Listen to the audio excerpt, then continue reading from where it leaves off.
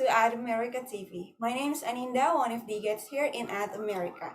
It's really nice to see you all. We hope you all doing well and staying safe at home. For those of you just joined us for the first time, Ad America is the U.S. Embassy's American Center, and our mission is to provide a space for young Indonesians to learn more about the United States. We have moved temporarily to a digital platform so you can enjoy our events from the comfort of your own home. Today, we'll be discussing Introduction to Ielts, Part 4 out of 4. By the way, did you know, as a continuation of our 10th anniversary celebration and Hispanic Heritage Month, we are having a very special activity with giveaways. This month, we are giving away AirPods. To know more and how to join this activity, stay tuned until the end of the program because that's when I'll let you know how to join. In the meantime, let's break the ice with a little trivia. The question for today is, when was the IELTS first administered to students? Is it A, 1964, B, 1989, C, 1996, or D, 2001? You can start typing your answer on our social media because in the end of the event, we'll do a live shout out for those of you who can guess the answer correctly. Other than that, don't forget to tag us on our Instagram account. Without further ado, please welcome our moderators for today, Mas Arya Buditama, Assistant Examinations Marketing Manager of British Council Indonesia Foundation, and Kak Santika Salim, Advisor from Education USA at America. Time is yours. Thank you so much, Aninda. Hi, Mas Arya. Thank you so much. And everyone, thank you so much for joining us, especially on your Saturday morning. And as you all know, this is the fourth part of Introduction to IELTS. And if you missed like the first three parts, don't worry, you can always rewatch them on our YouTube. So you can just find YouTube for Ad America with double A at the back, and you can find any past events that you want to watch, and you can go ahead and enjoy rewatching them. All right. So if this is your first time, I usually do introduction. Fina and I usually do introductions for Education USA in our events. For a series like this, we usually only do it on the first and the last session, just not to overwhelm everyone who come repeatedly to the series. All right, so without further ado, I will share a presentation, a short one.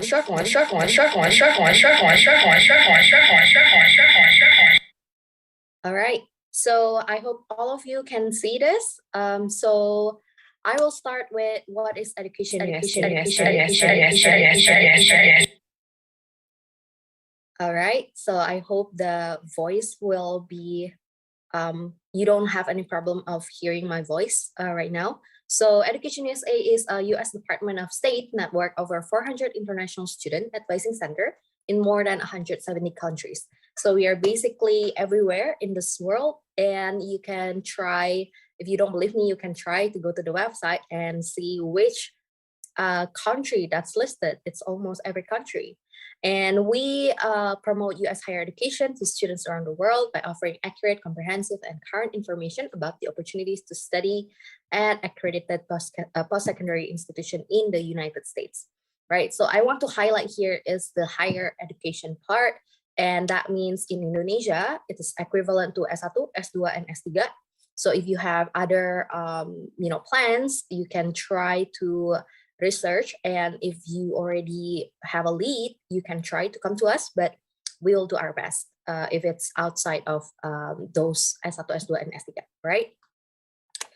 All right, I just want to tell you guys that because recently I received an advisee who have interest in kind of like summer program, which I find interesting, but unfortunately, I don't really have a lot of information on that, all right?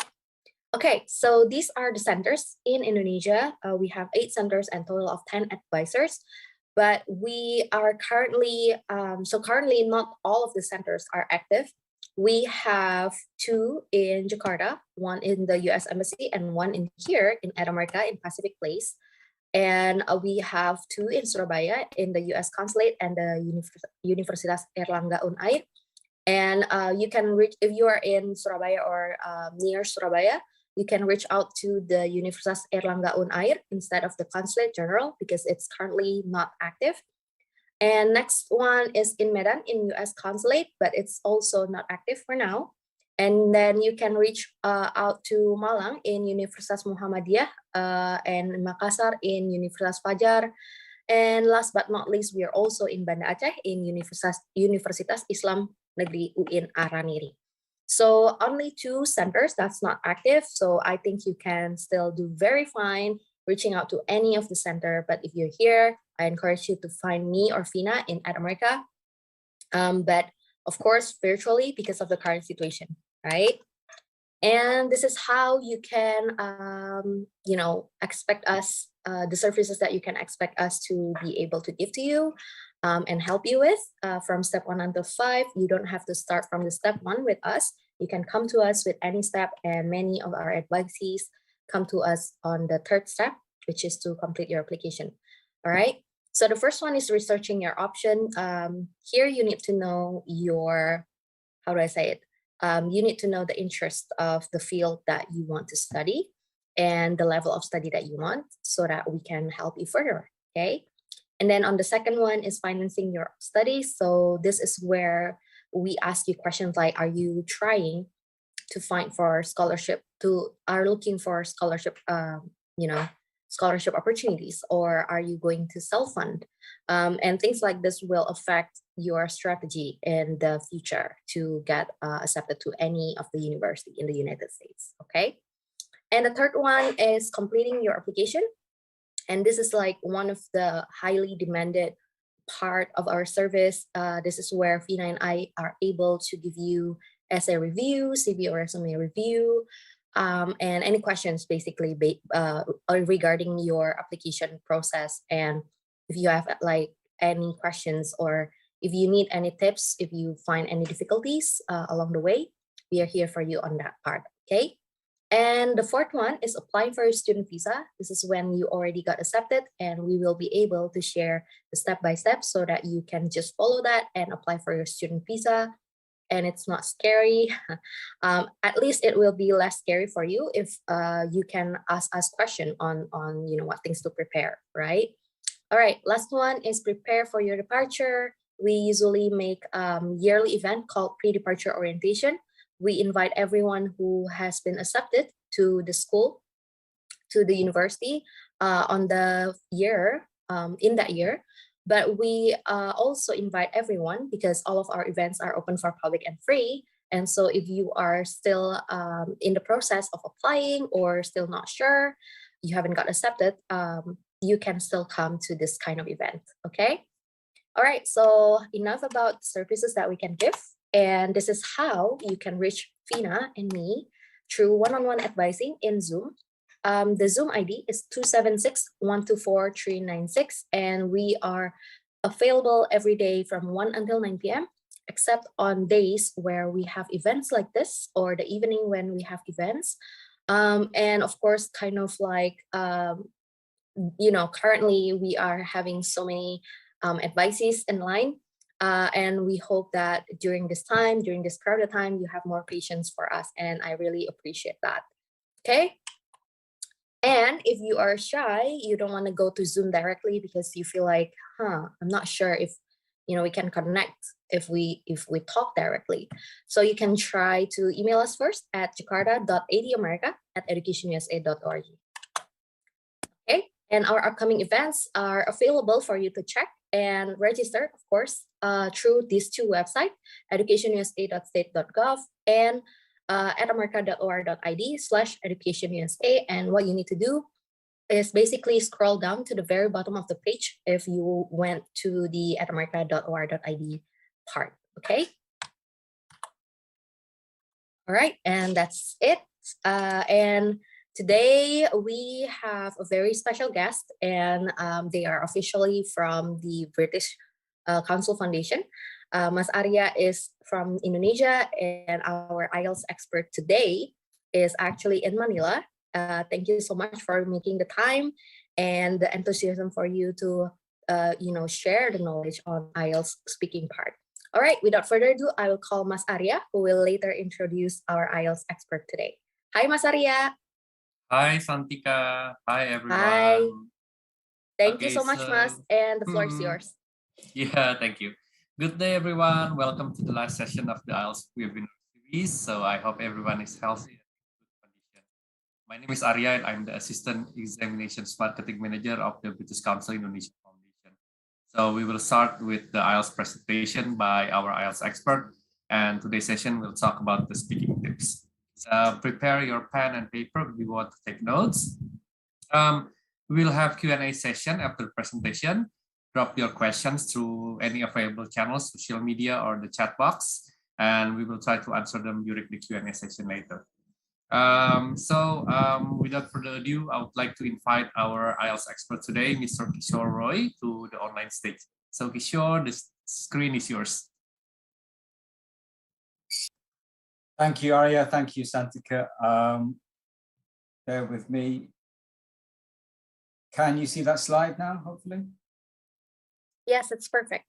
Great, thank you. Okay, good morning, everyone. I hope you're well. As my colleagues have said earlier, I am speaking to you from Manila today in the Philippines. So it's pretty sunny out here today. I hope it's good wherever you are, and I hope you are safe and well. So today's session, we're going to be looking at speaking. Before we get into that, and to follow on to, from the theme that Education USA started earlier, we're going to start with a quick quiz. So on this slide, I'm going to show you 7 numbers. And what I'd like you to think about very quickly, these all connect to IELTS in some way. In the chat, could you please just try and guess, put the number and how the number relates to IELTS. So in the chat, put the number and how the number relates to IELTS. Some of them have got some clues. So let's start with these. Okay, in the chat, please. What do you think? How do these relate to IELTS?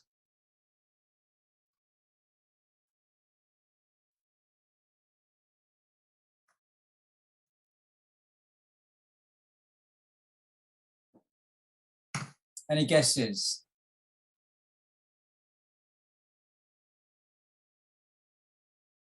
Four parts, well done. Thank you, Santika. 4 parts to the IELTS test, that's very true.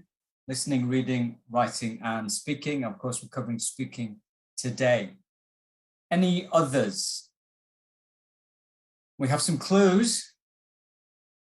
Some of you should be able to make some sense of those clues. Thank you, Hendry. Yes, 250 words is the requirement for the writing task 2. Very good.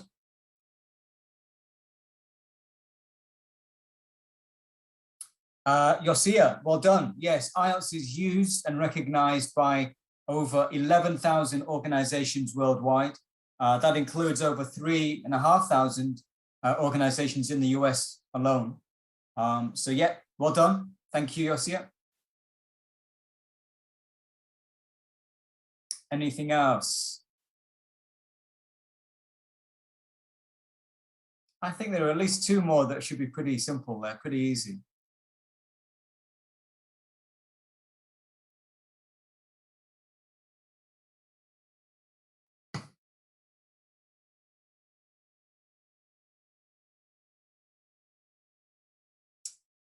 Thank you, Arya. Yeah, so 9 is the range in terms of the scores, the results that you will get. 9 is the highest. So you'll get something between 1 and almost no one gets a 1, but between a 1 and a 9. That's the range. Okay, right. So let's just go through these one by one then. Some are a bit harder than others. I think some are a bit easier. So 2018. That was when we launched IELTS on computer. So that's relatively recently. Traditionally, IELTS has been a paper-based exam, but we launched IELTS on computer in 2018. And that's been really interesting because it is already the most popular form of taking the exam now. we do more IELTS on computer than we do IELTS on paper, the traditional format. So that's changed very, very quickly in the last couple of years since launch. 5 days is the amount of time it takes to get the results for IELTS on computer. So the two different formats, IELTS on paper takes 13 to 14 days. IELTS on computer, you get your results in a maximum of 5 days, sometimes quicker than that as well. So there, that's one of the benefits of IELTS on computer. 4 million, so that's the number of IELTS taken in 2019, the year before the pandemic. Obviously, things have changed in the last year or so because of closures and all sorts of things. But that was the peak. So IELTS has been on an increasing trajectory year on year. We think it's the most popular high stakes English language test because no one else has got anywhere near that number as far as we're aware. So 4, as Santika mentioned, that's the number of papers in the IELTS test: listening, reading, writing, and speaking. 250 words, I think Henry mentioned that. That's the requirement for the writing task 2. So you will have covered that, I think, in recent seminars. 9 is the maximum score you can get. Oftentimes, you do not need a 9. And I'll ask you in a minute what your scores are, actually, what your required scores are. But in theory, that's the maximum. And then 11,000, as we said, was the number of organizations worldwide that take the test, that use the test. Well done. Okay, good. So just a quick overview. We're going to be focusing on the speaking today, and this is what we're going to look at. So we're going to do an overview of the test first. We're going to talk a little bit about how you are assessed. So the more you understand that, the more you'll be able to prepare accordingly. We're going to do some practice activities, and during the session, I will ask for some volunteers. So I hope some of you are ready to join me in doing some of these activities. If you do that, I'll try and give you some feedback immediately, just on your performance. So, be ready for that, please, and don't be afraid to stick your hand up. Don't be shy. We'll talk about some tips around the exam, and especially around preparation. And then at the end, I'll talk about some of the resources that we have available for you in terms of your preparation. So that's what we'll try and do during the course of the test. So I've got 2 questions for you before we start. Answers in the chat, please. So firstly, what is your target score in the IELTS test? What score are you aiming for? Usually it's the score that your institution or your organization has asked you to get. What is that target score? Could you just tell me in the chat, please, so I have an idea of your targets. Yosia, thank you. 7, understand. 7.5, okay, quite high, okay.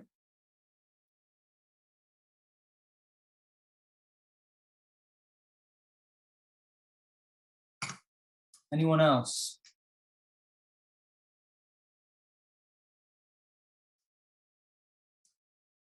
And I've got a second question for you as well. Have any of you taken the IELTS test already? Do you have experience of doing the test itself? Again, if you can say yes in the chat, please, if you have taken the IELTS test already. Yosia, thank you. Very quick, again. Aha, Andrew as well. Anyone else?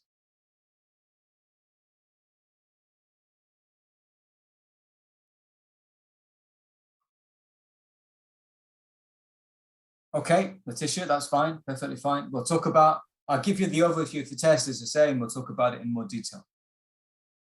Okay, that's fine. I may call on some of you then during the course of the session if you've got some experience already. So we'll start with an overview of the test. Again, in the chat, can you write down anything that you know about the IELTS speaking test specifically? Any details that you're aware of? Write them in the chat, please.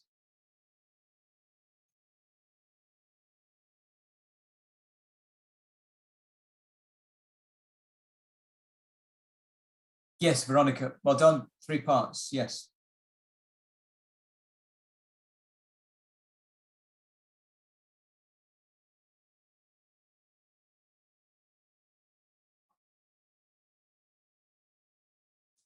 Anything else? It's a combination, that's right, Henry, I suppose, of the dialogue and a monologue to some extent, yes.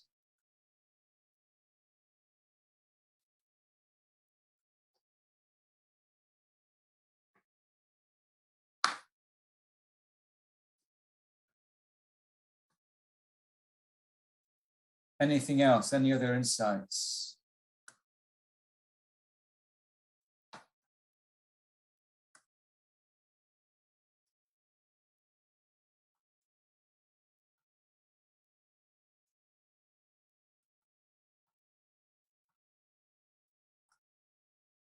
Yeah, thank you, Yossi. Yes, the total length of the test is 11 to 14 minutes. Good. Okay, all right. So, as you said, so Yossi is spot on. In total, the length of the test will be between 11 to 14 minutes. There are 3 parts, and these are essentially the 3 parts. So we'll start with an introduction and a bit of an interview. It talks, you'll be asked to talk about familiar topics, and we'll come to talk about what some of those topics are later. In task 2, it's a bit of a monologue. It's what we call a long turn. So you'll have 2 minutes, you'll be asked to speak about a topic for 2 minutes. And before you speak, you'll have 1 minute to prepare. So again, we'll talk about how you can prepare for that and some of the tactics that you can use during the test. And then in task 3, in part 3 rather, particularly, it's a bit of a discussion. It's more of an analytical discussion. It usually covers the same or similar topic to part 2 and extends it and as I say, more of a 2-way discussion. So that is the overview of the test. For those of you that have done the test before, or those of you are familiar with it, which of the 3 parts do you think is the most challenging? Which of these 3 parts of the IELTS speaking is more challenging? Part 1, part 2, or part 3? Thank you, Veronica. Part 2, okay. We'll talk about why later.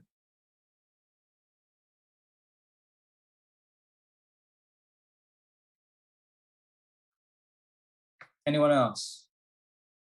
You'll see it says part 2 as well, okay. Thank you, Santika. Right, fair enough. Interesting, okay, all right.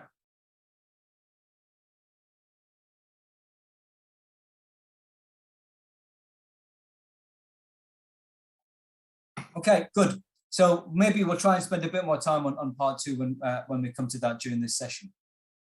So that's an overview of the test. We'll now talk a little bit about the assessment criteria. So how you are assessed when you're doing the test. Again, in the chat box, please, can you write down anything that you know of about the IELTS assessment criteria, please? Anything that you know of about how IELTS is assessed?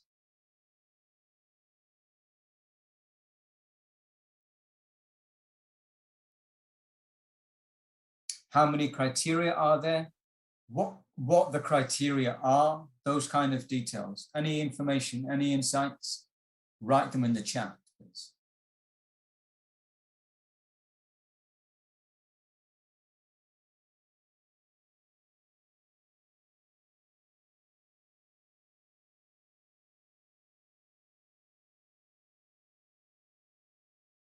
Thank you, Veronica. Yeah, vocabulary is definitely one. Yep, that's right, Hendry. Fluency is essentially one. That's it, Winda. Thank you very much. That's spot on. Fluency and coherence. Indriana, you're right. Pronunciation, good.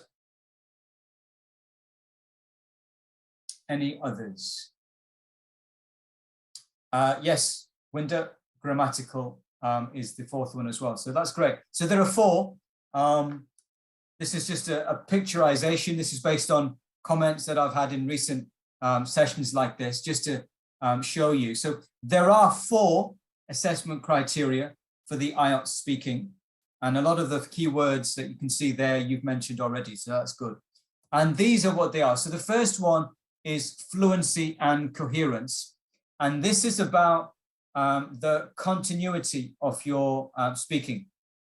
So, for example, how continuously you talk, how often you are hesitating and how long your hesitation is, and to some extent as well, the use of your connectors as well. So the two elements there, one is fluency, which is about that continuity, and coherence is about how you link what you're saying. So if you think about it, sometimes you might be listening to someone in any language and they're talking quite quickly, but they're not making sense because maybe they're not linking what they're saying very well. Maybe they're not organizing what they're saying very well. So they're the two elements there. You can be fluent without being coherent. That's not going to be helpful. I suppose to some extent you can be coherent without being fluent as well. Again, that's not ideal. What Ielts is hoping is assessing really is how you combine the two, how you can be both fluent and coherent, which is, as I say, structuring what you're saying, making it easy to understand and linking it especially. We'll talk about that in a bit more detail in a couple of minutes. So that's fluency and coherence. The second one is what we call lexical resource. Essentially, it means vocabulary. And again, it's the two main elements here. It's the range of your vocabulary, but it's also the accuracy of your vocabulary use as well. So we want to see if you've got a wide range of vocabulary or if you have a limited range. But equally, we need to see that you use the vocabulary that you use it accurately, you use it appropriately, right time, right place, that type of thing. So that's the key. Now, there are different elements to that, which we'll talk about. So there's this idea of less common vocabulary, and we'll come back to this in about 10, 15 minutes. And as I mentioned there, the key is really about precision. So it goes back to accuracy, really, using vocabulary to add precision to what you want to say, to be more accurate, to be more exact and precise. We'll come back to that later. The third one is, again, around grammar, and it's a similar principle. So again, it's the range of your grammar and the accuracy. So do you use a variety of grammatical structures, and do you use them accurately as well? And then finally, it's also about pronunciation. And again, it's similar. Do you have a range of pronunciation in your speaking? And that might include the things that I've listed there. So sentence stress, rhythm, intonation. A lot of the time, you do these things maybe without noticing it. But sometimes you may not have these, and that's what you need to be aware of. So for example, if you don't have intonation, intonation is the rise and fall of the tone of your voice.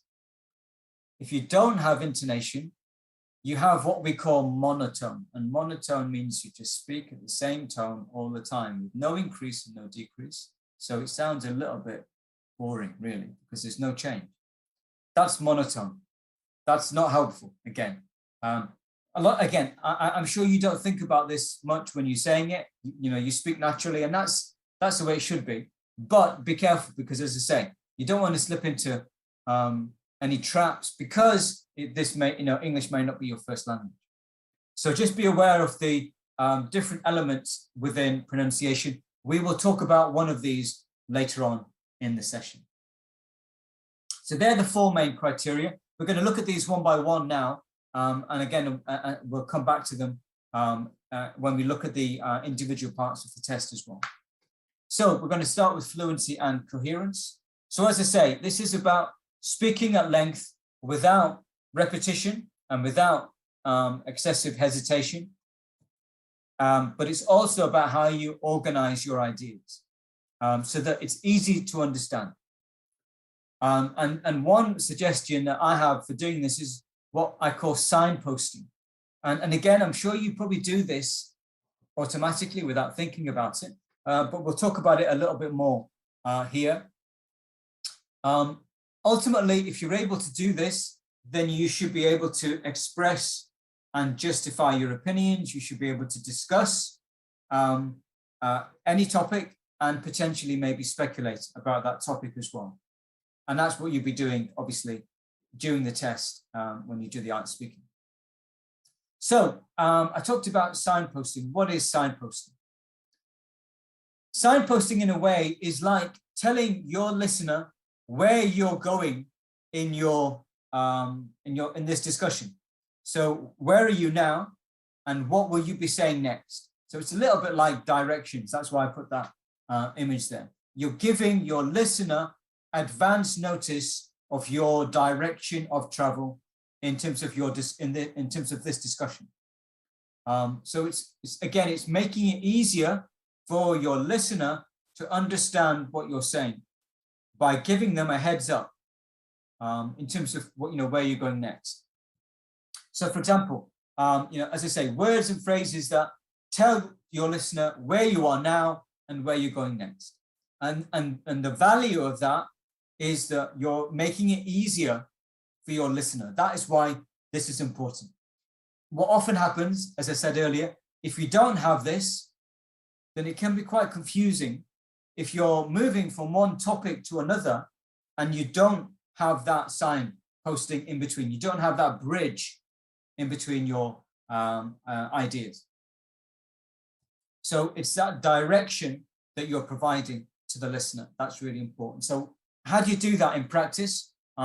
So these are some expressions that you might use in part 3. So for example, if you're responding to a point or an opinion, you might say, yes, I agree, because, so that's a very simple example, but already your listener knows where you're going.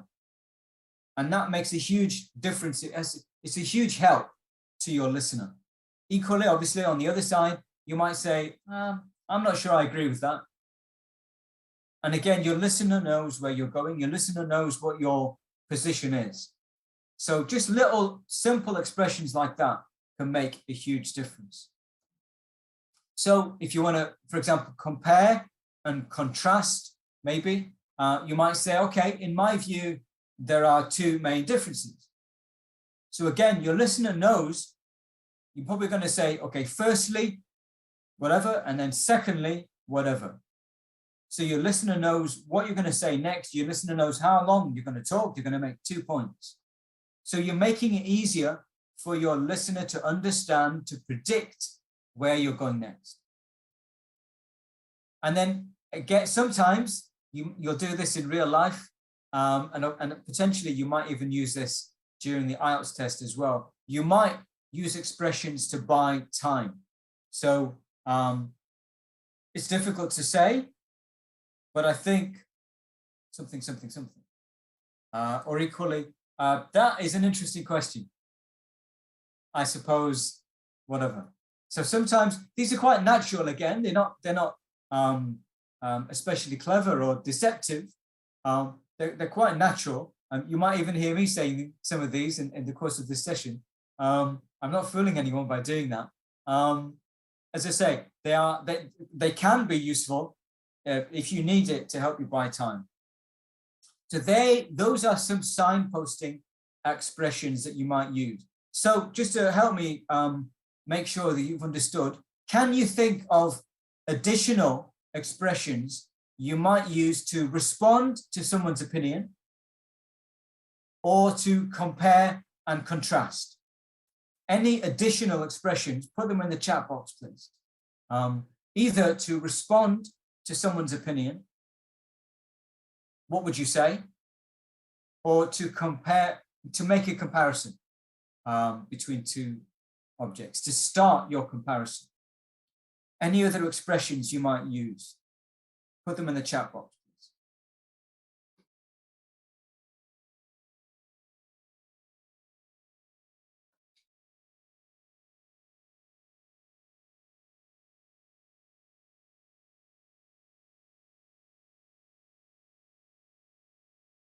Any other expressions you might use? Maybe responding to an opinion might be a bit easier. Great, thank you, Yosia. Couldn't agree more. That's a great expression. I like that. I like that a lot. Thank you. That's a great one. Any others? What else would you say if you're responding to an opinion that you like, that you agree with, or that you disagree with?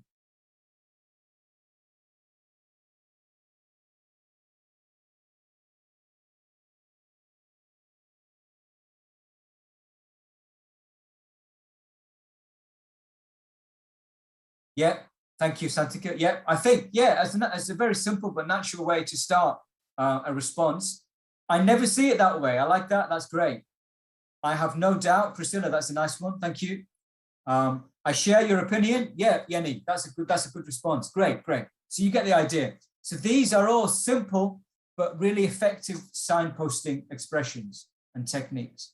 So that is, signposting is a key part of the coherence side of this first criteria. So there's the two parts, the fluency and the coherence. We'll come back to some practice activities for the fluency part later in the session. Thank you. So we're going to move on to the next part, which is around lexical resource. So as I said, there are two parts to this. There's the range and then there's the accuracy. When it comes to accuracy, one of the things that you need to be aware of in when you're using English is collocation. Collocation is the way certain words go together. And this is one of the idiosyncrasies, I guess, about English.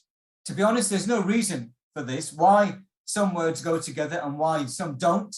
There is no reason, but it's just, it is what it is. So in this exercise, there are two options here. In the central and in the right-hand column, one is right, one is wrong. Can you put in the chat box, please? Which do you think is correct? So firstly, do you make progress or do you do progress? Do you make progress or do progress? Which is correct? Aulia, yes, thank you. You were very quick there. Veronica and Santika have been followed up pretty quickly as well. So that's correct. You make progress. Good, well done. I have to be honest, there is no reason why do progress is wrong, really, but it is wrong. It is the way it is. Okay, the next one, you make progress in or you make progress about. Which is correct? Make progress in or make progress about. Letitia says about. Most of you say in, I think. Okay. To be honest, the answer is make progress in. Make progress in.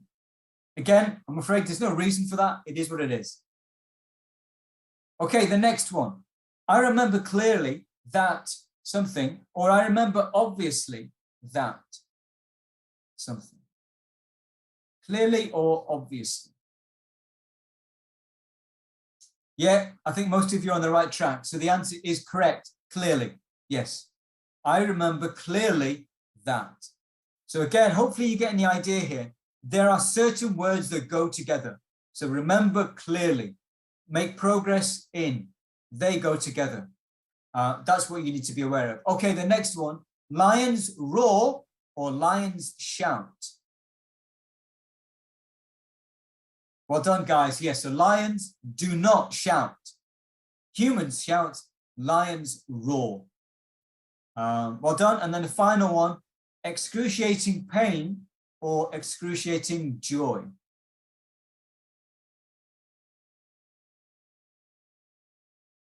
Yeah, well done, guys. So excruciating pain.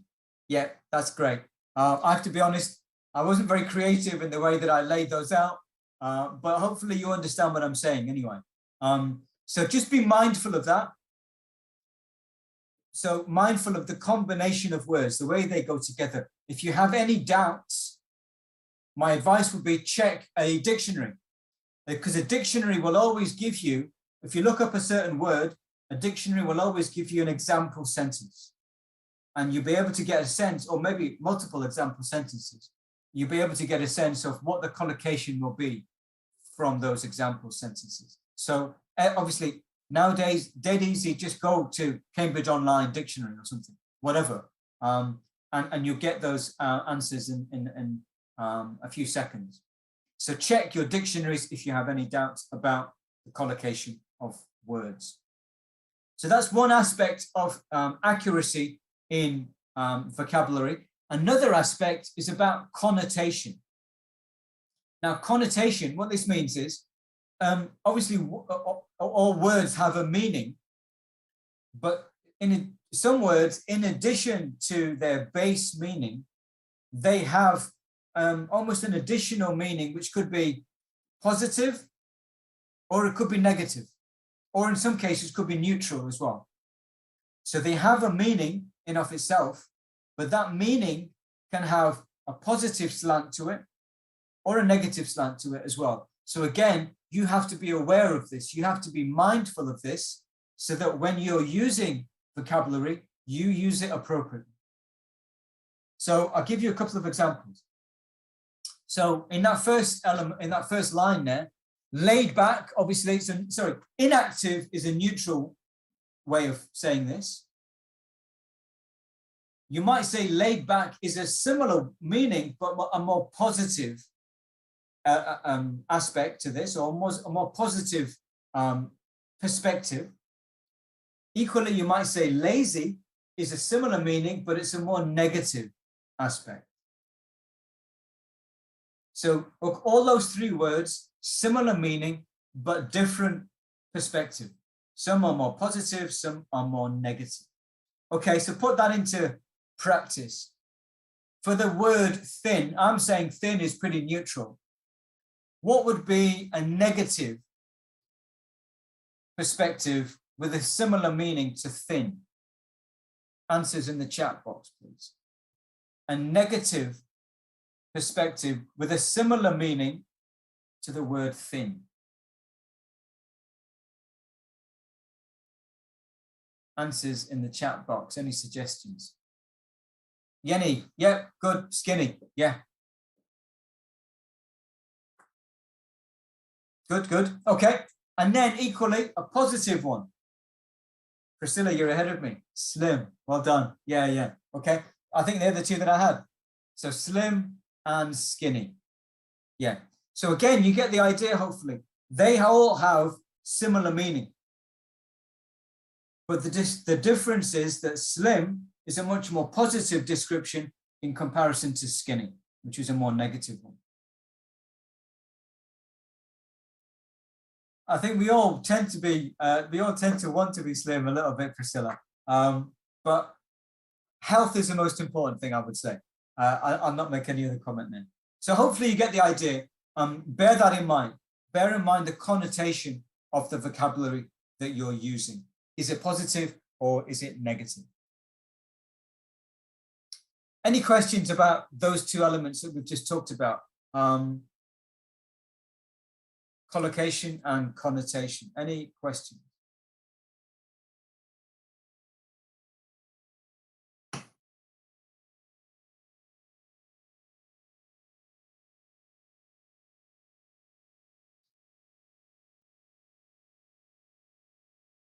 Put your questions in the chat and I can come back to them later. Okay, so another element to vocabulary, which I touched on earlier, is this idea of less common vocabulary. Now, very quickly, let me explain. This does not mean that you should use big or exceptional or unusual words. I think sometimes students misunderstand what this is and they try and impress the listener or try and impress the examiner by using unusual words. You don't need to do that. You shouldn't need to do that in the IELTS, and that's not what we're looking for here. And I'll explain what we are looking for in a second. Equally, be careful about using cliches and metaphors. Again, some students, maybe some teachers encourage you to do that because it makes you sound different. You gain nothing by sounding different. The critical thing is that you use the vocabulary, you use the expression in the right way, in the right place. That's much more important than trying to be impressive by using, big words, unusual vocabulary, or metaphors and cliches. So be very careful about how you do that. And it's more important to focus on using what you know in the right way at the right time. So usually what I say is try and think of words that add precision in meaning. So I'll talk about this in a second.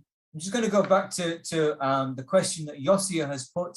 How do we know the collocation, is it important to remember all? So as I said, Yosia, if you're not sure, my advice would be to check an online dictionary, or check obviously a physical dictionary if you have it. But an online dictionary is very quick. And because if you read up on a word, every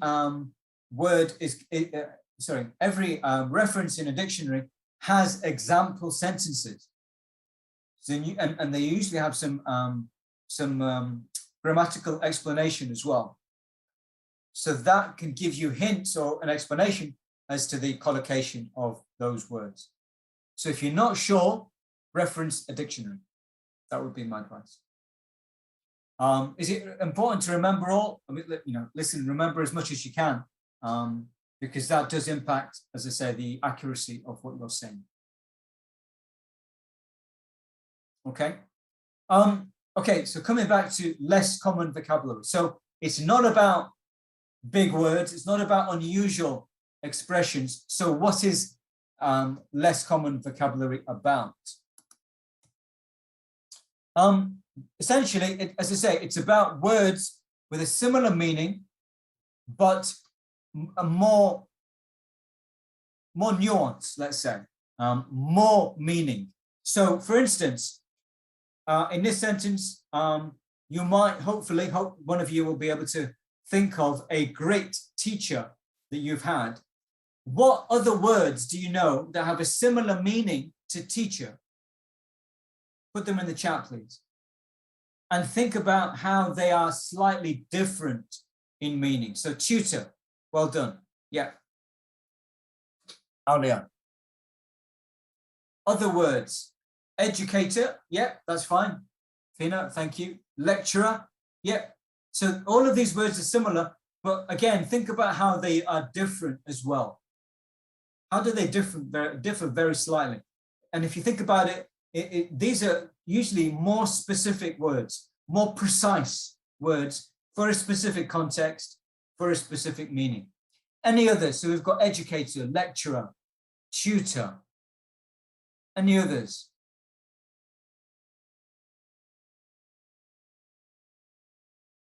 Any other words which have a similar, if maybe slightly different meaning to teacher?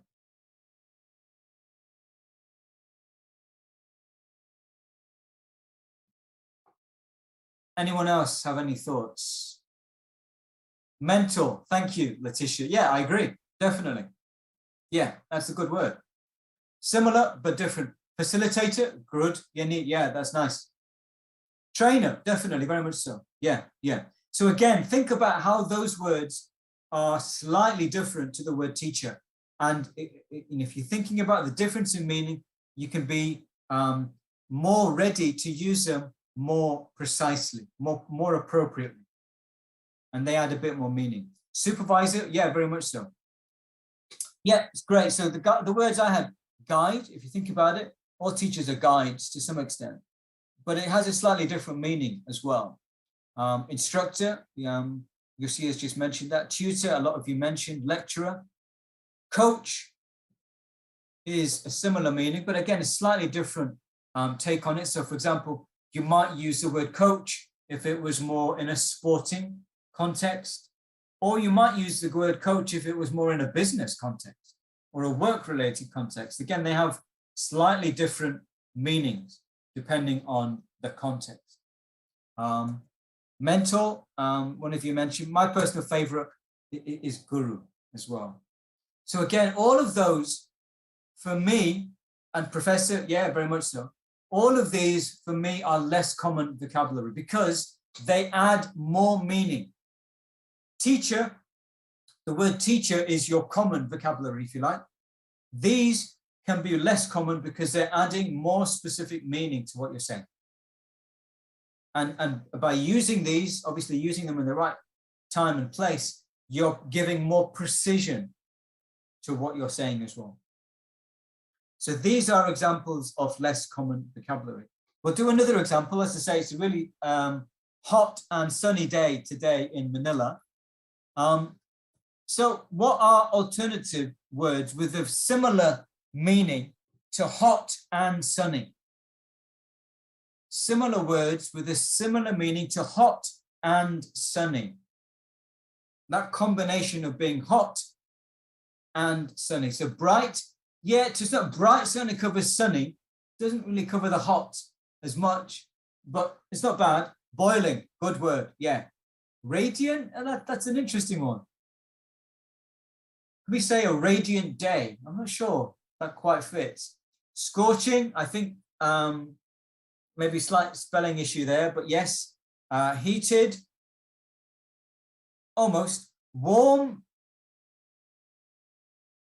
warm is okay. It's a slightly different level of meaning, I think. Burning, yeah, could work. Hot doesn't necessarily have the sunny part of that meaning, but yeah, can work. Any others?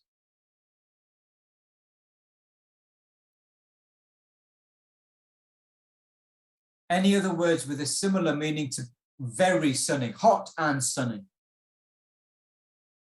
Tropical, yeah, I suppose, yeah. You could describe a day as a tropical climate or a tropical weather. That's possible, certainly. Okay, the ones I had were sweltering, scorching. I think one of you suggested that. Be mindful of the spelling there. Boiling, someone suggested that, I remember. Sizzling. So all of these give you that combination of hot and sunny. Blistering, especially if you've been walking quite physically.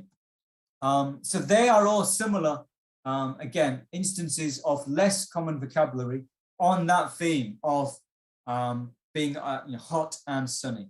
So very sunny is your common way of saying it, if you like. Those other words are the less common ones. So again, think about how you can use the alternative word which gives you more precision.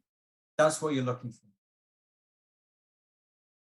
Okay, so just a tip really for me in terms of growing your vocabulary and growing your lexical resource. I use mind maps. So I use this personally when I'm learning other languages. And it's a great way of growing your vocabulary.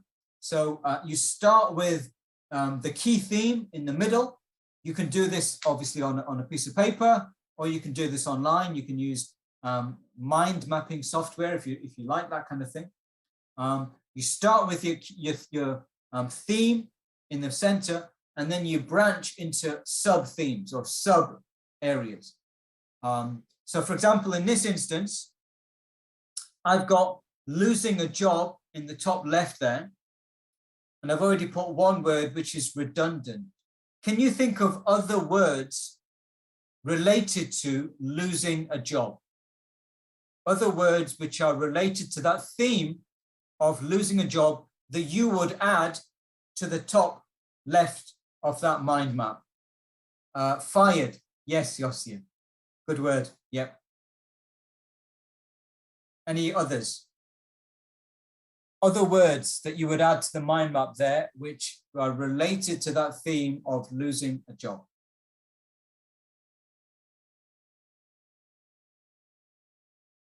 Jobless, yes, yep. Layoff, good, Hendry. Any others?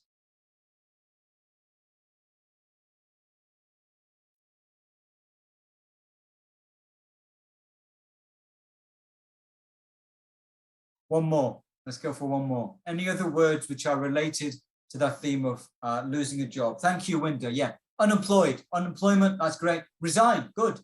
Yeah. Great. So that's one way of obviously in this case growing that segment of the mind map. And this is one technique I would suggest you use for growing your vocabulary. And the benefit of this is sometimes I've seen students just make a list of random words, but if you don't organize those words with a subject or a theme or a context, I find students find it much harder to remember those words. So this approach helps you remember new words that you're coming across, and helps you remember to learn new words, because it gives you a theme, it gives you a context against which to remember. So bear that in mind. Dismiss. Yeah, thank you, Priscilla. Good. Yeah. So that's one suggestion for growing your vocabulary in particular, and potentially adding your less common vocabulary, which is a key element of the Ielts assessment criteria. Okay, so that's about vocabulary. We're going to look very quickly at pronunciation as well. So as I said earlier, pronunciation, there are different features of pronunciation that you may or may not be aware of. So on a small level, there are things like word stress, just individual sounds, phonemes we call them. And then as you build up to sentences, there are things like intonation and rhythm. And then there's also what we call sentence stress. Now, sentence stress is when you're saying a word, invariably, you might sometimes emphasize one word more than the others. And by doing that, again, you are adding meaning. You're changing meaning by emphasizing a word. And usually we emphasize it by maybe stressing it, by saying it louder, or maybe by pausing after the word. So one technique or another to emphasize a specific word to add more meaning in the sentence. So we'll just give some examples. A simple sentence here, I said she might consider a new car. But you can say this in different ways to change the meaning. So for example, if we are emphasizing that word, I said she might consider a new car. How am I changing the meaning there? What additional meaning am I adding in by emphasizing that word? Answers in the chat, please. What additional meaning am I adding in?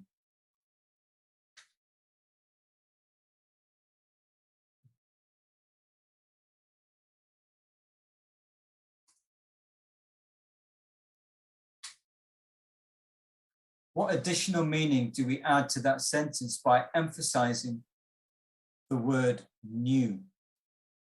Maybe try and use it. Say the sentence, maybe say it out loud wherever you are, or say it in your mind. See how it changes the meaning. Yes, Priscilla. Yeah, essentially that's it. I said she might consider a new car, not an old car. So that's the choice there. It's new or it's old.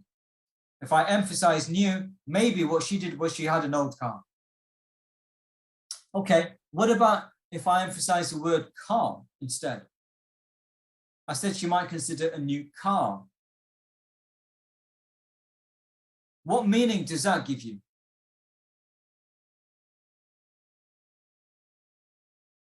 If we emphasize the word car, what are we saying? What else are we adding in terms of meaning in this sentence?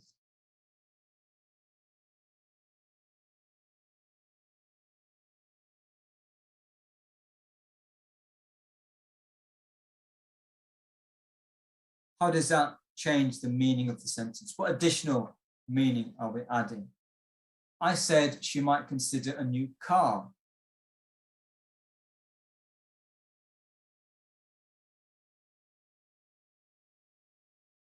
Any suggestions? Anyone? What additional meaning is that adding? Yeah, that's it. Winter, thank you. Yeah. Alia as well. So it's a car, not another vehicle, not a different type of vehicle, not a truck or a bicycle or whatever. It's we're talking about a car specifically. Good. All right, great. Okay. I'd like a volunteer, please. Well, that's a bit more specific, I see, potentially. I'd like a volunteer to practice saying these two sentences and practice playing with the sentence stress. Would any of you like to volunteer? We will unmute you and you can practice with me saying these sentences. And if I have any feedback, I can give it to you directly. Any volunteers? Put a yes into the chat box, and then Santika will try and unmute you. Anyone like to volunteer? So you'll be practicing saying these sentences, but by varying the word sentence stress. You'll be practicing saying these sentences with me, and I'll try and give you some feedback. Yosia. Okay, well, Yosia was first, so we'll come back to you, and Letitia, please do volunteer next time. Could we unmute Yosia, please? And Yosia, when you're unmuted, please say hi.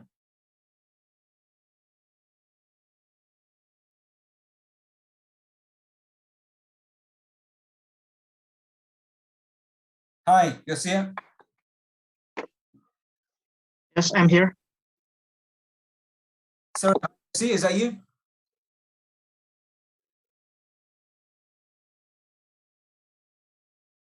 Yosia, can you hear me?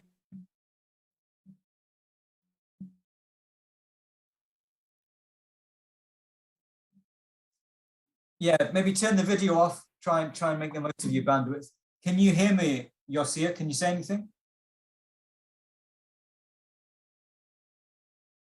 Yes, I can hear you. Hi, Yosia. Hi there. Great to hear you. How are you? I'm good. Thank you. And where are you exactly? Where are you talking? Where do you live? I live in Bandung in Indonesia. Very good. I've been to Bandung. I'd love to go again, obviously. I don't know when I'll be able to do that. All right. Thank you for volunteering, Yosia. So what I'd like you to do, Yosia, firstly, try and say that first sentence with the appropriate sentence stress. Okay? Have a go. Okay.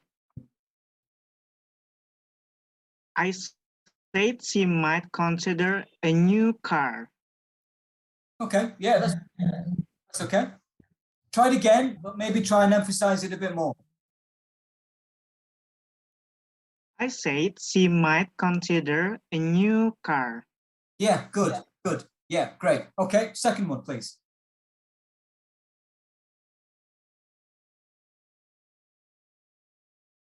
I said car.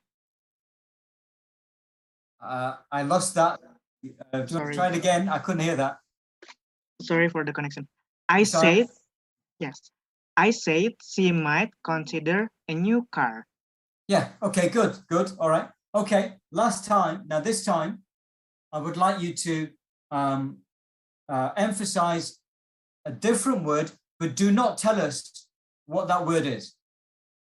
Emphasize a different word. Don't tell us what that word is. And everyone else, I would like you to identify which word Yosia is emphasizing and tell me in the chat. Okay? So Yosia, please repeat that sentence, but this time emphasize a different word. Don't tell us what that word is.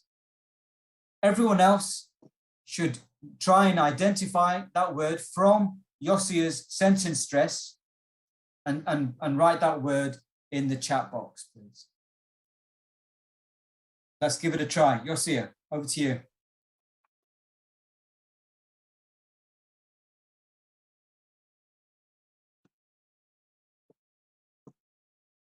Can I use the example from the slide? Yeah. So use the same sentence, but emphasize a different word. So don't emphasize new, don't emphasize car. Choose a different word. Don't tell us what the word is. Just I see. Sentence and emphasize a different word. And then we have to try and guess the word that you emphasize. Okay.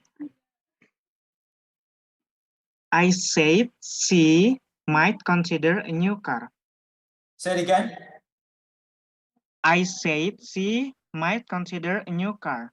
Thank you. Very good. Everyone else, how did Yosia use sentence stress there? Winda says she. Anyone else?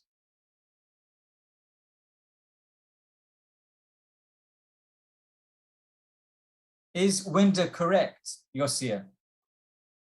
Hendry also says she. Are they correct?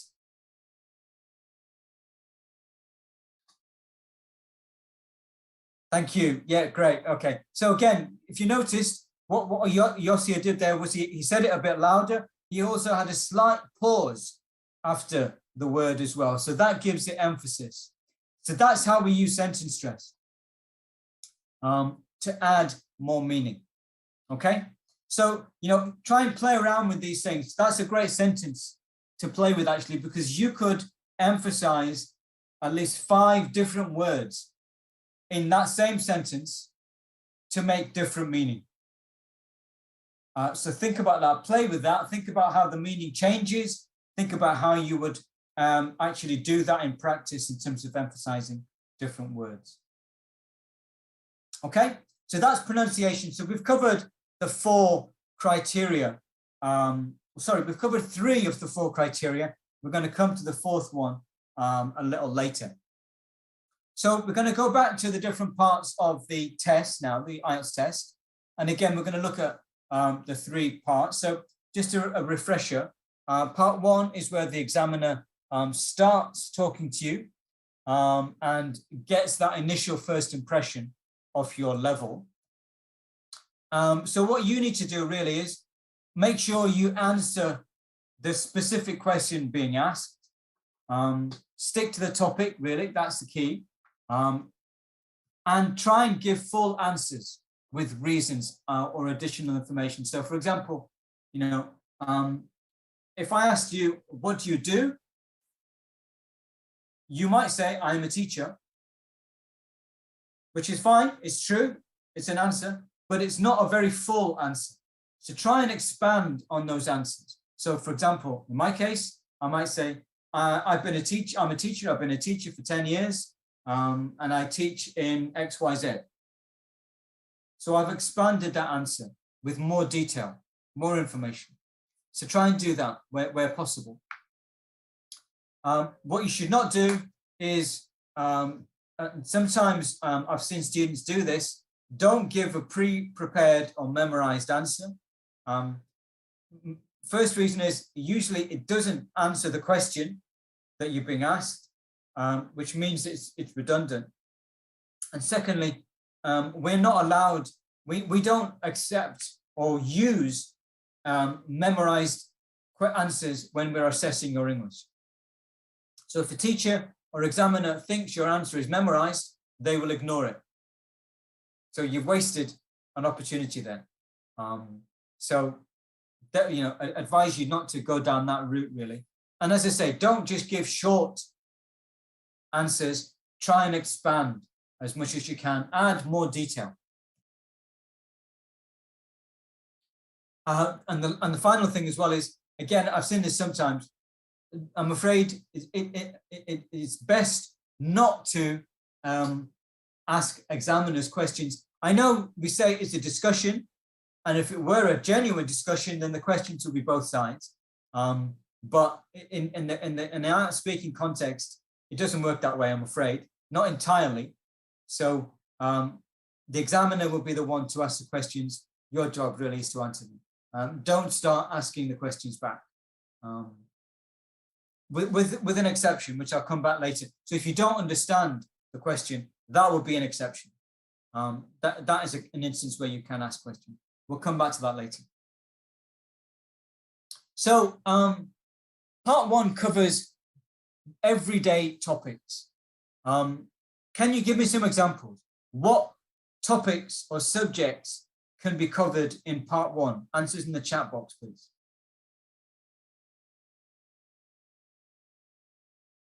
Yeah, hobbies, definitely, very much so.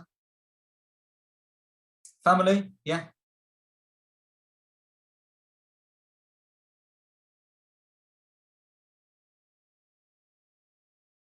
Yeah, neighborhood, dreams, holidays, good, good. I'm not sure whether dreams, I've ever used dreams actually personally, but it's possible for sure. And it'd be a good one to practice, I think. Daily life, yeah, gardens, good. Goals, jobs, definitely. The most successful people, probably not going to be part 1, actually. Most successful people more likely to be part 2 as a topic. Education, you'll see it, yes.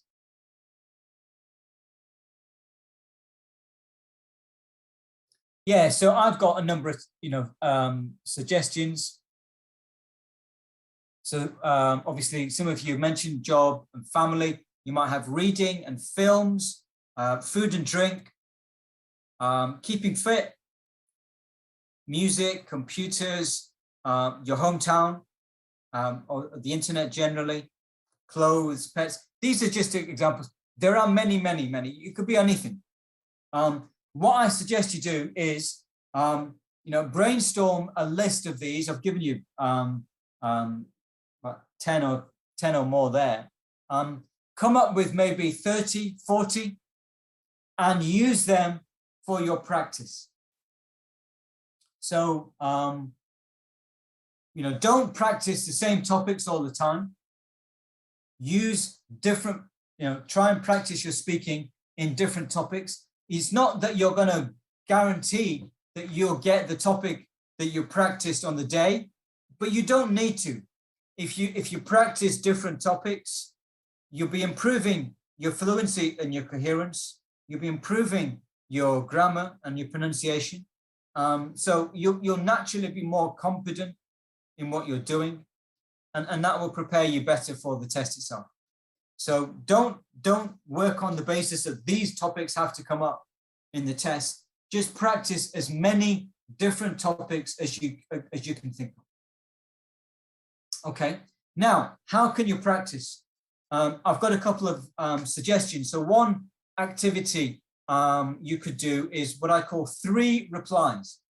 So what you do here, you can find the individual questions for various topics. If you Google them online, if you go to the British Council website, you'll find some of these as well.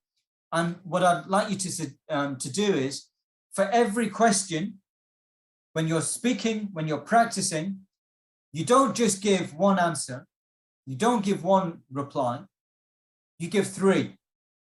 Same question, but 3 different replies. So one question, but not one answer. So when you're practicing, you have to think more. And with each reply, you give a different reply. And with each one, you try and give more detail. You try and give more detail and maybe more vocabulary and maybe more pronunciation and grammar as well, potentially as well. So 3 different replies to the same question. So if I give you an example, what kind of home do you live in? I could say, I live in an apartment. That's one answer. I could say, I live in a 2-bedroom apartment in the downtown area. That's the second answer. Or I could say, I live in a high-rise apartment, 2 bedrooms in a downtown area, near lots of shops and restaurants. That's a more detailed answer. Okay, so 3 different answers, and as you can, try and expand on the detail every time. Okay, right, let's try and do some practice. Could we have another volunteer, please, to practice this activity? Aulia, you were first. Let's try and unmute Aulia. Are you there, Aulia? Yep. Hi there, how are you? Can you hear me? Yeah, just about, I think. Okay. How are you? I'm fine, thank you. How are you? I'm good, thank you. Yeah, where are you, Aulia? Where do you live? I live in Surabaya. Surabaya, very good. I've never been to Surabaya. I would love to go, but I've never had the chance just yet. So hopefully sometime in the future. How was Surabaya today? What's the day like there? Surabaya is very hot and sunny day. We usually have a scorching day in here. Very good, very good. Okay, all right. So Aulia, I'm going to have I'm not going to ask you these 3 questions, but I'm going to ask you 3 different questions. For each one, I want you to give me 3 different replies. Okay, are you ready? So this is on the subject of books. So Aulia, what kind of books do you like to read? Well, I'd like to read novels, a scientific version one, because like Game of Thrones, Harry Potter, something like that. But Okay. I don't like reading novels about drama or something like that. Okay, all right. Same question, Aulia. What kind of books do you like to read? Give me a different answer. Well, I like to read books about educational books from the school, or maybe from my lecturer gives me books or something. But I don't like a book that are too what do you call it? Another type of thin book.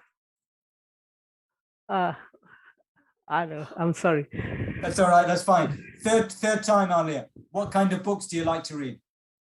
Well, I like to read light reading materials, not too hard to read or something. That's But fine. Okay, that's fine. Okay, next question. Alia, did you read more when you were younger? well, I couldn't agree more because I remember that I read maybe a book a week, but now I can't seem to find the time. I know I can relate to that. I know you. Same question, Alia. Did you read more when you were younger? Well, these days, the with the social media and everything, I guess I cannot find the time to read. So I guess I can agree with the notion that I read more when I were younger. Okay, good. Third time, Alia, did you read more when you were younger?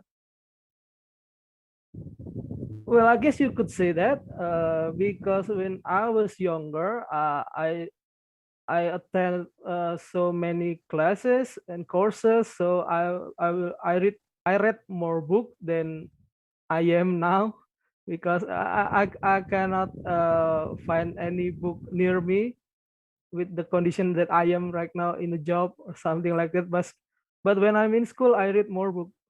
Okay, great. And then the third question. So Alia, where do you like to read? I like to read in a library because you don't need to pay to read there. Uh, but when I want to buy some books, I usually read it in the bookstore, just the synopsis of it before I buy it. Fair enough, that makes sense. Second time, Alia, where do you like to read? I like to read in a secluded area, some nice quiet place in the park, or beside the pool or something like that. Good, I like that. Secluded areas, good vocabulary there. Third time, where do you like to read? I like to read the book in my own room because I feel it is the cozier place for me to read. I like the surrounding. I can even turn on some music just to give the vibe. Great, good. Cozy place, that's great vocabulary. I like that very much. Thank you, Alia, that was really good. How Thank you. easy, difficult? Yeah, but I cannot. Usually, I have some nervousness, so I cannot find the right word for it. Again, it's practice. If you can do that, if you can practice that as much as possible, different topics as a different replies every time, you'll gain confidence and you'll overcome that. There's no shortcut, I'm afraid. There's no easy, magic pill. It's just practice. You've got to practice it more and more. Yeah. Thank you, Roy. Thank you. Pleasure. Anyone else? Do we have another volunteer?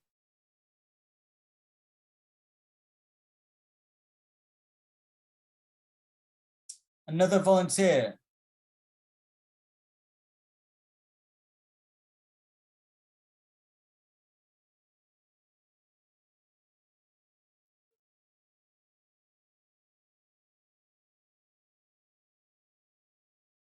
If not, we can move on. Actually, I'm not sure we have the time.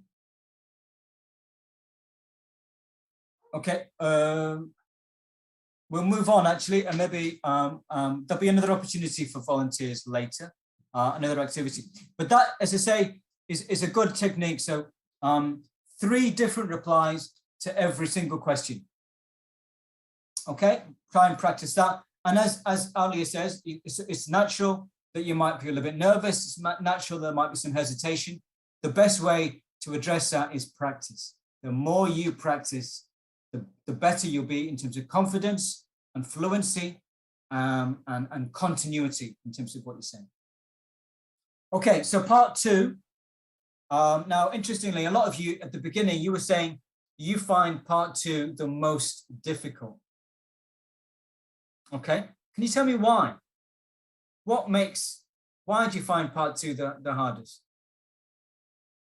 Answers in the chat box.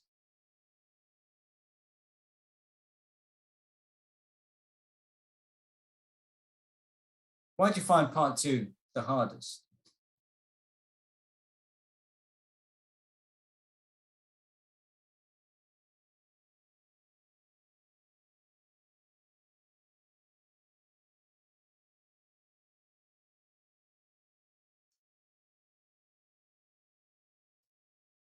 You've got to describe something in 1 or 2 minutes. That's true. Yeah, sometimes the question is not about you. That's true. That's a fair point. You might use repetitive words sometimes, right? Anything else?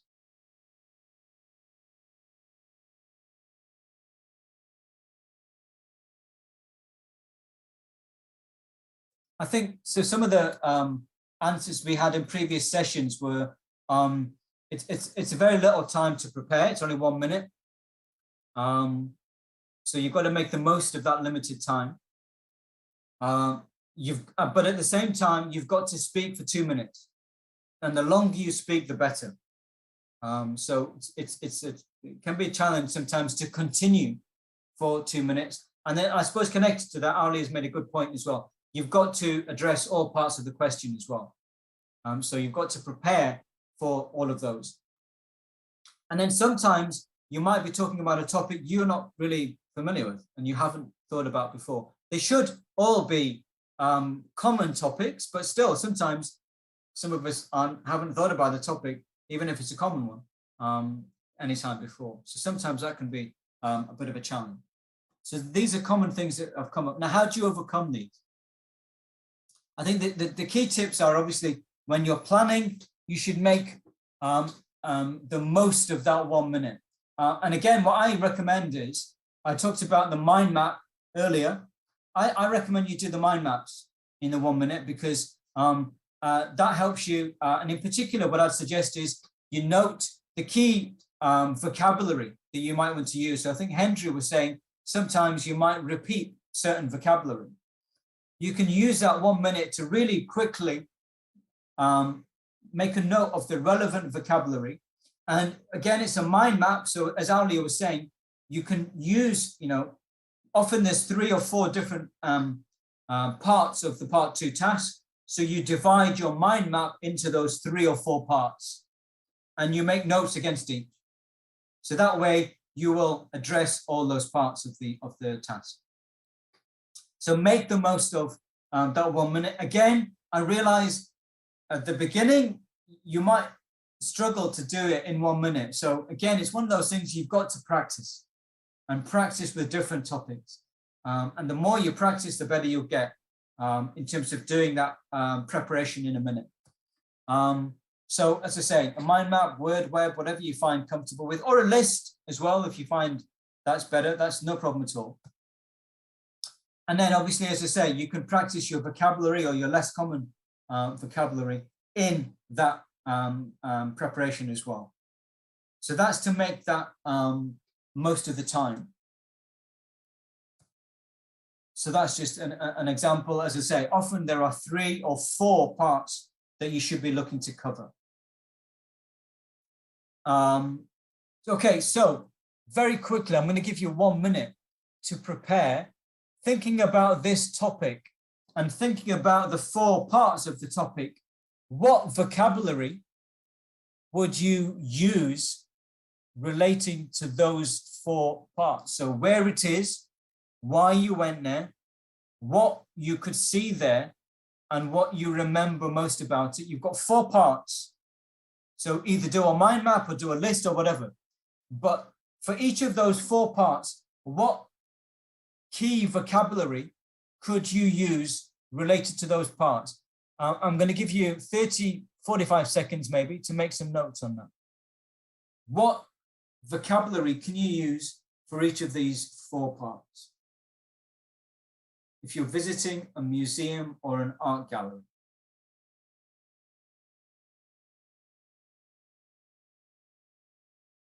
What vocabulary would you use for each of those 4 parts? What vocabulary would you use in your answer for each of those?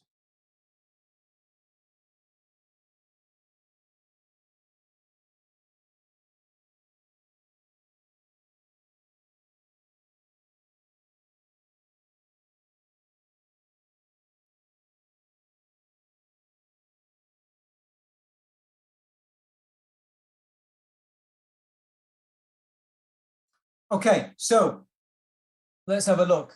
Priscilla's already started. So, sorry, where it is, what vocabulary could you use in relation to where this museum or art gallery is? So city, yeah, okay, you can mention that. Anything else? Think of maybe some less common vocabulary, perhaps.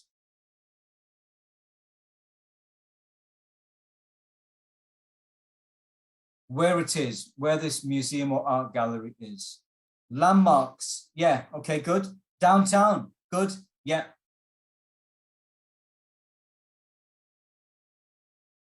Anything else? So yeah, what I suggested was maybe you could say it's situated in, located in. You could say it's practically next to. Yeah, good. Remote area, okay, yeah. You could say distance from an airport or distance from something else, yeah. Or, I mean, I just mentioned it there as well. You could, that's a maybe less common expression, a stone's throw away from, which means very close to, very nearby. So that's in terms of location. What about why you went there? What expressions, what vocabulary can you use about why you went there?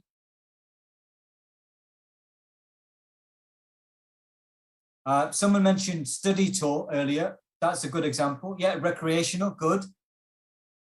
Why you went there? Anything else?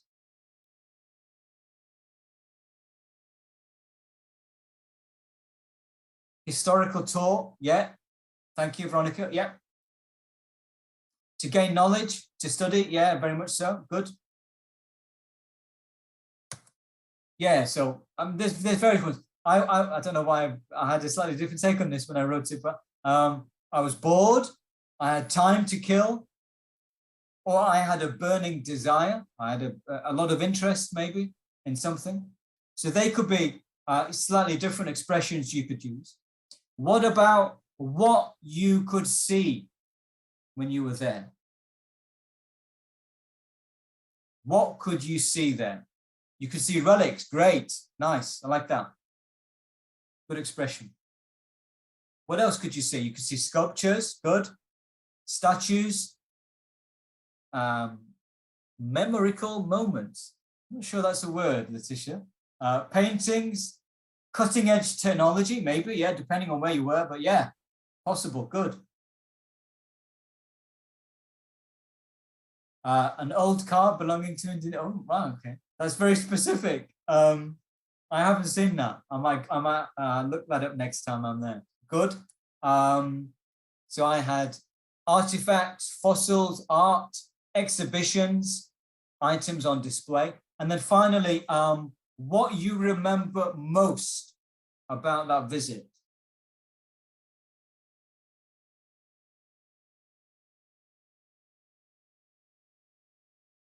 Anything about that? What you remember most about your visit? did not have any supporting facilities, the abstract paintings, yeah. Can you expand on that, Ali? What do you mean by that? Just say a bit more, maybe.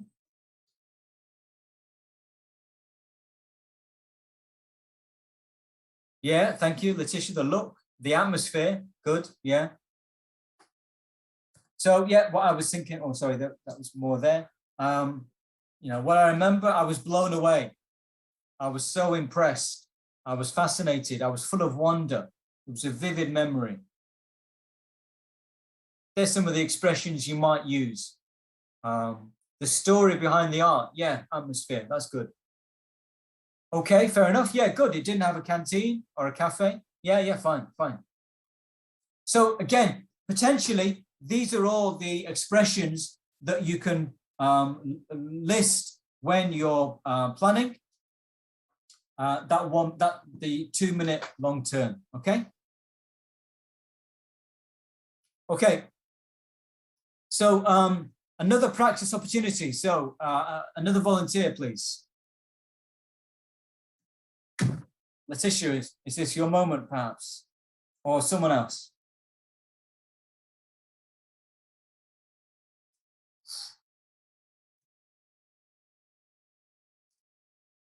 Okay, Letitia, good. All right. When you're unmuted, just say hi, really. Hi, Hi, Letitia. Hi there. How are you? I'm fine, thank you. Great. Where are you speaking from? Where do you live? Now I'm in Jakarta, but I Okay. used to live in Bandung. Ah, okay, good. All right, fine. Well, I hope everything's safe and sound in Jakarta today. Okay, so what I'm going to ask you to do, so this is an exercise, which is just a minute. I'm going to give you a topic. Actually, I'm not going to give you any preparation time. Okay. I'm going to give you a topic and I want you to talk about that topic non-stop for 1 minute. Okay? Okay. No hesitation, no repetition. Just talk continuously about that topic for 1 minute. Okay? Okay. Do you understand? Okay, I understand. Are you ready? Yeah, I hope I'm ready. Okay, I'm just going to prepare my timer. So 1 minute on the topic of your childhood best friend. Can you start now, please? Okay, I start now, okay? Yes, yep. A childhood best friend. I start with where? I met my childhood best friend when I was in the kindergarten, and I have my kindergarten next to my house. Maybe it's about 5 minutes from my house. I only can walk to there, or I can go there by car with my parents. And then why I have that childhood best friend? Because when I was a child, I always wanted a friend, a new friend, and someone to socialize with. And what could you see? What you could see from a childhood best friend? Her hobby, her or his hobby, her activity, her family, and her family maybe. And what can I remember with my childhood best friend is the memory, the time we spent together, maybe that. Okay, that's fine. Great, thank you. That was 1 minute, bang on. Okay, thank you. Thank you, Letitia. That's good. How do you find that? Easy, difficult? I got a bit nervous. Yeah, so I a That's bit fine. shaky. That's fine. Again, I think that's totally understandable. Practice. The more you practice, the more confident you'll become, and the more effective you become as well. Yeah, but I found it easy because I imagine my childhood best friend. Yeah, good. Well, use your imagination. That's great. That's fine. That's perfectly good. Okay, thank you, Letitia. Do we have another volunteer? Priscilla, do you want to have a go? Different topic.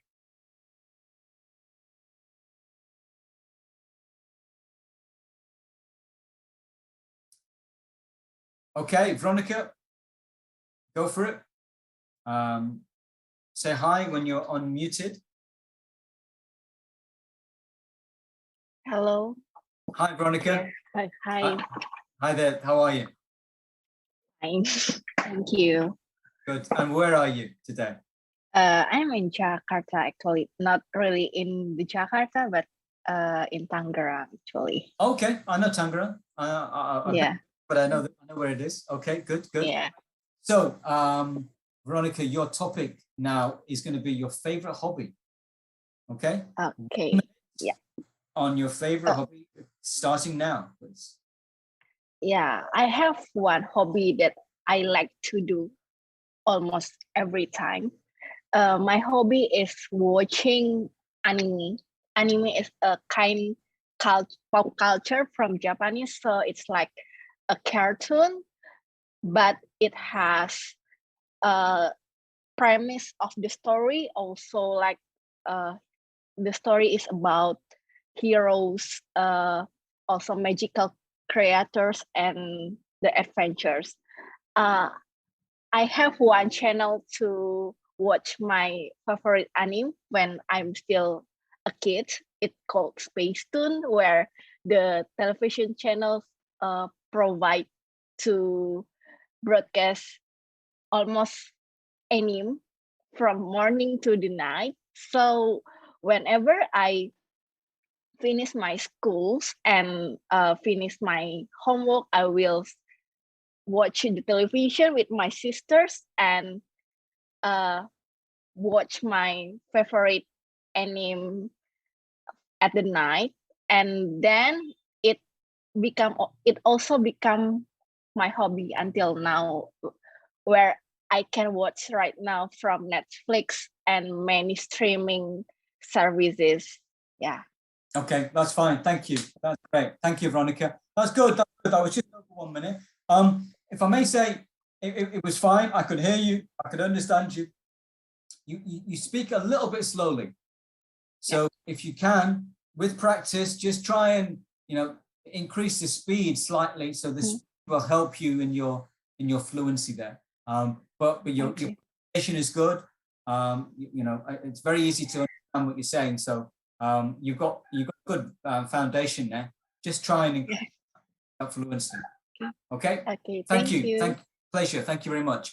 Okay, so that's basically how it works. Now remember, in part 2, you have to talk for 2 minutes. So what I suggest is you start this by talking for just a minute, but then when you find it easy, if you find 1 minute easy, then you make it 2 minutes. And when you find 2 minutes easy, you make it 3 minutes. Keep talking continuously for 3 minutes. And when you find 3 minutes easy, you make it 4 minutes. Keep talking continuously for 4 minutes.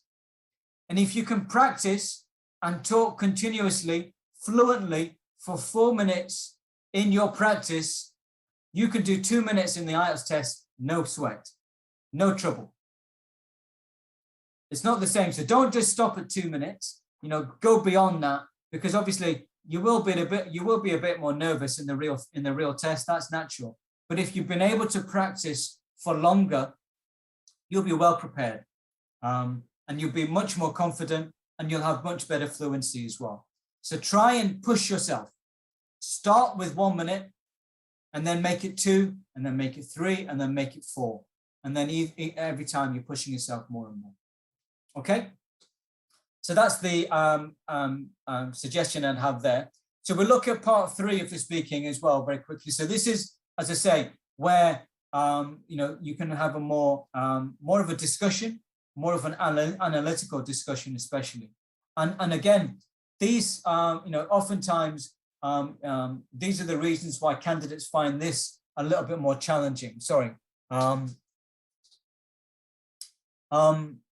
Because they may be discussing a topic again that they haven't thought about. There's maybe a bit more onus here on understanding the questions, because it's more of a natural discussion. So you've got to understand the questions. And again, obviously, related to that, you've got to use the relevant vocabulary as well. And part 3 does really require you to use more complex language. That is the aim. the way the speaking test is kind of structured, it's a bit like climbing a hill, and part 3 is the top of the hill. It is the more difficult part. It's designed in that way, really. So you do have to have more language, particularly more grammar. So we'll talk about that in a minute as well. So how do you do this? And particularly, how do you address topics that you may not have thought about before? So one tip I have, and you can practice this, when you're thinking of a topic, try and think of it in terms of the 3 E's. That's what I call them, the 3 E's. So these are examples, experience, and effects. So think of examples of each of these topics. You might have, some ideas in mind. Think of anything from your own experience that relate to these topics. And then think of effects as well. So what happens in practice because of these things? We will try and do we have an example on this? No, we don't. Okay. If we think of an example, maybe say watching too much TV, watching too much television. Think about that. For example, what are the effects of watching too much television? Answers in the chat box, please. What might be the effects of watching too much television? Any suggestion?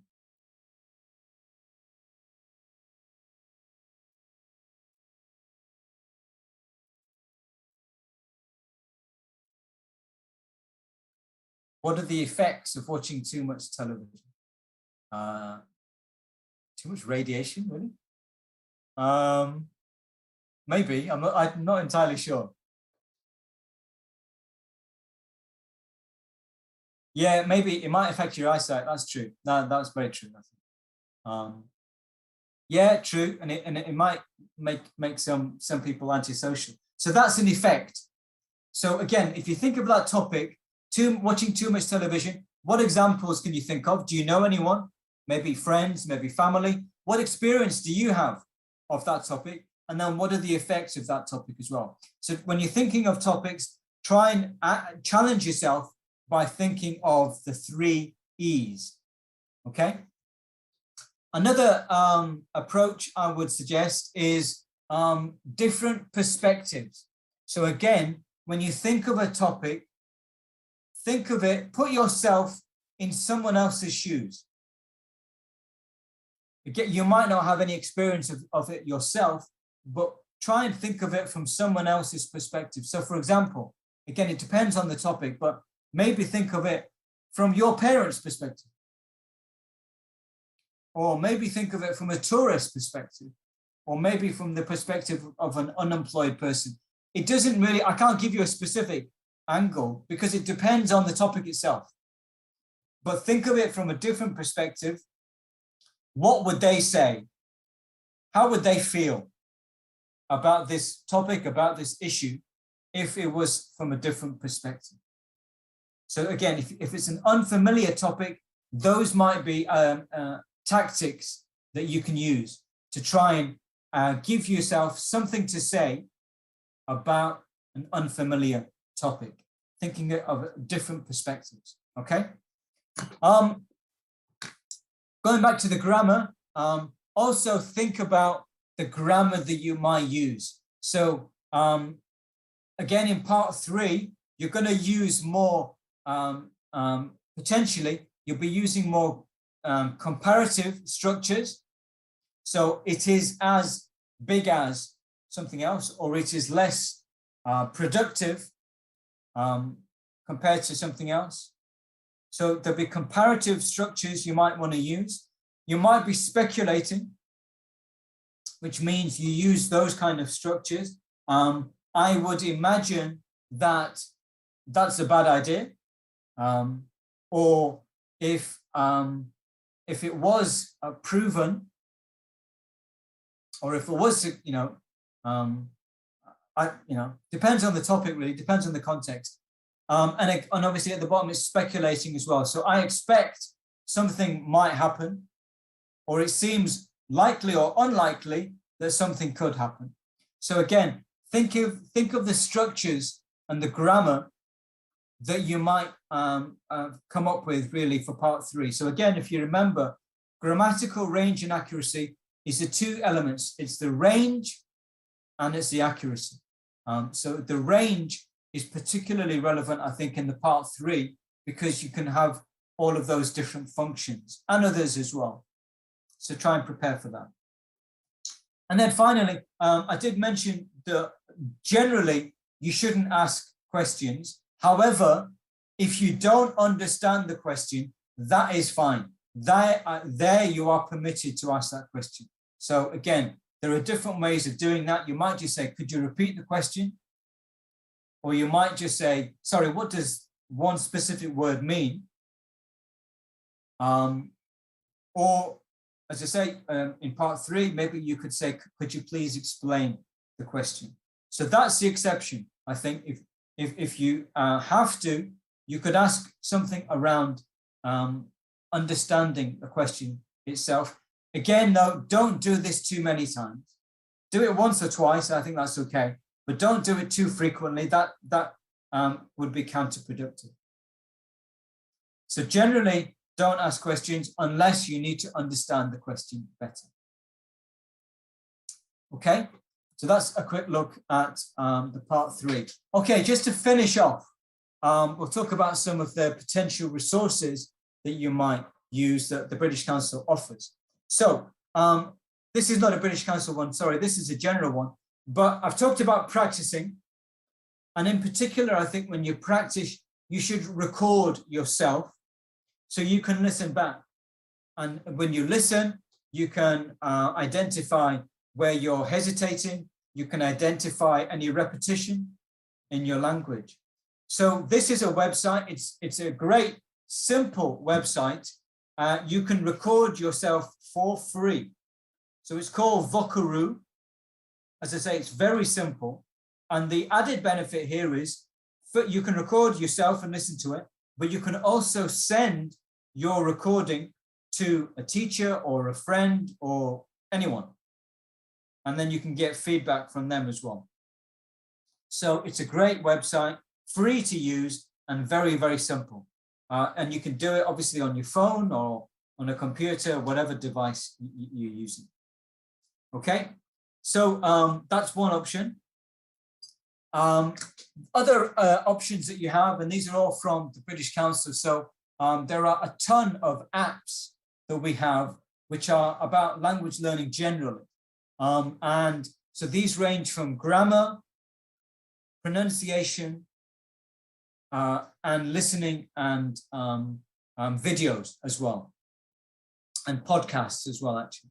So these are some of the common ones and the popular ones. These are available on all app stores, be it Apple or be it Android. And they're all free as well. So again, these can all help you in different aspects of the IELTS in terms of the criteria. So highly recommended. This is a BBC website, and this is particularly good for vocabulary. It's called The English We Speak. And what you have here is every week you have a new podcast which will introduce a new expression related to a specific topic. And it's very brief. It maybe spends 3 or 4 minutes, and it explains what it means and how you use it. So it's a great introduction to a variety of new expressions that are common in English. And that is the URL. So it's BBC and it's called The English We Speak. Okay. There are other resources on the IELTS criteria. So we talked about the 4 criteria that you'll be assessed on. And there are videos. In fact, these are videos I created. They're on YouTube, and they will explain more about all of these IELTS criteria. And if you go to YouTube and if you go to that account, It's called BC Teacher Trainer. That's my account. I don't actively use it anymore, but nonetheless, these videos are there and you can access them. In fact, there's 4 for speaking and there's 4 for writing as well. And then in addition, there's 1 on listening and 1 on reading. So all of those are accessible for free on YouTube. And then finally, if you want, if you register for IELTS with the British Council, you will be able to access Road to IELTS, which is a self-access online course.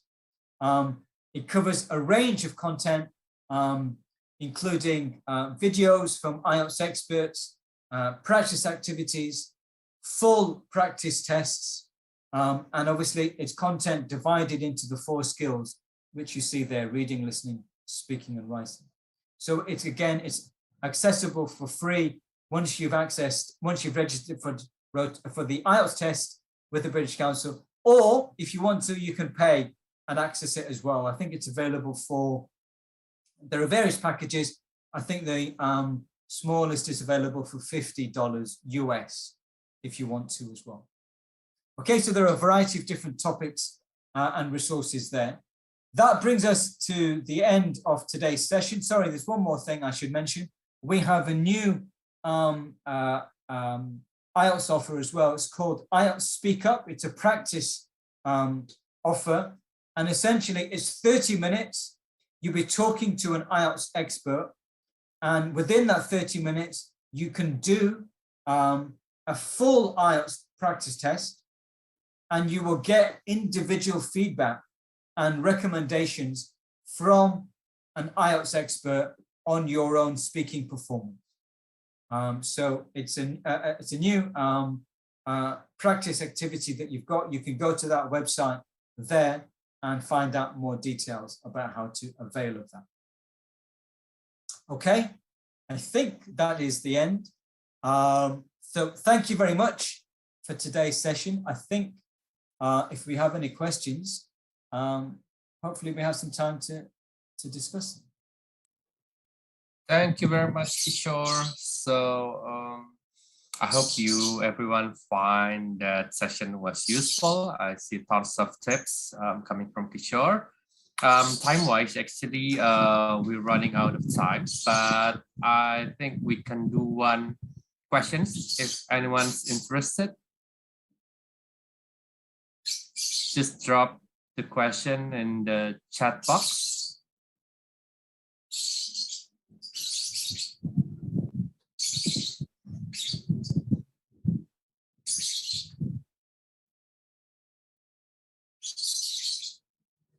No?